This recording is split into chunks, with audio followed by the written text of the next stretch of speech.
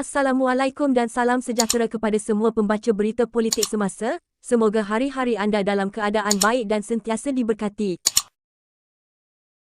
Usaha menentukan Perdana Menteri yang ke-10 diteruskan dengan Istana Negara mahu parti-parti politik menubuhkan kerajaan perpaduan.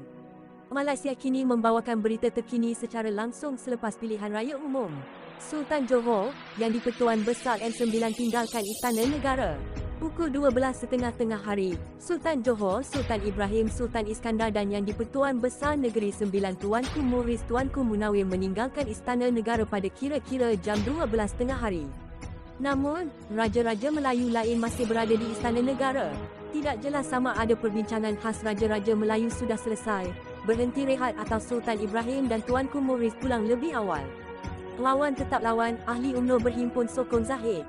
Pukul 12 suku tengah hari, kira-kira 50 ahli UMNO mengadakan himpunan di depan ibu pejabat parti itu bagi menyuarakan sokongan kepada Presiden Ahmad Zahid Hamidi. Himpunan itu sebagai reaksi kepada desakan dari parti komponen BN agar dia meletakkan jawatan sebagai pengerusi BN.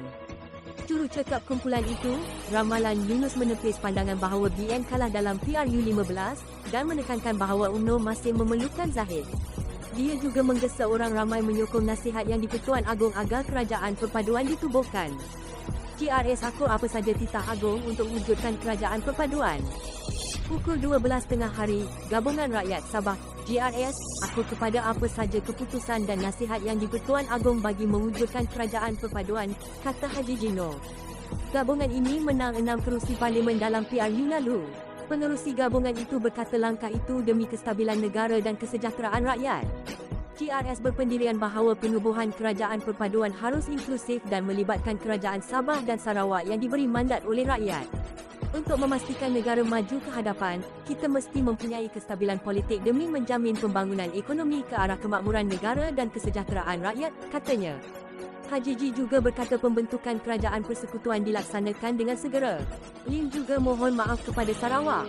Pukul 11.50 pagi, pengerusi DAP Lim Guan Eng memohon maaf atas kenyataannya yang mungkin pernah menyinggung perasaan Premier Sarawak, Abang Johari Openg dan Kerajaan Negeri Pimpinan Gabungan Parti Sarawak GPS.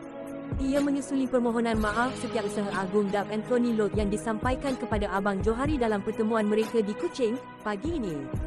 Saya mohon maaf atas kenyataan saya yang mungkin telah menyinggung perasaan Premier Sarawak dan Kerajaan Negeri Pimpinan GPS.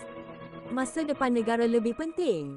Marilah kita membuat permulaan baru untuk bekerjasama demi mengekalkan kepelbagaian, keterangkuman dan kesatuan masyarakat berbilang agama dan budaya kita, serta melindungi perlembagaan persekutuan demi kebaikan semua di Semenanjung, Sabah dan Sarawak, katanya dalam kenyataan.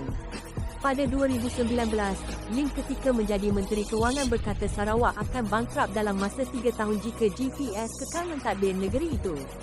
Hampir semua Raja-Raja Melayu tiba di Istana Negara. Pukul 11.30 pagi, 8 dari 9 Raja-Raja Melayu telah tiba di Istana Negara, kecuali Sultan Kelantan Sultan Muhammad B.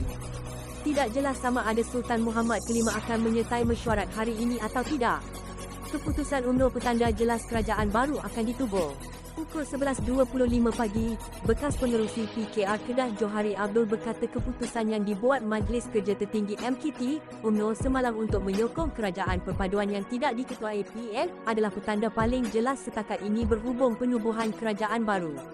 Ia satu petanda yang kita pilih, boleh bekerja dengan mana-mana parti kecuali PN, katanya kepada pemberita ketika tiba di Pejabat Anwar Ibrahim di Bukit Gasing.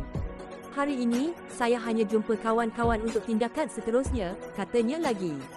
Di perkarangan Pejabat Anwar, semakin ramai pemberita mula berkumpul untuk menunggu perkembangan terbaru isu pelantikan Perdana Menteri baru.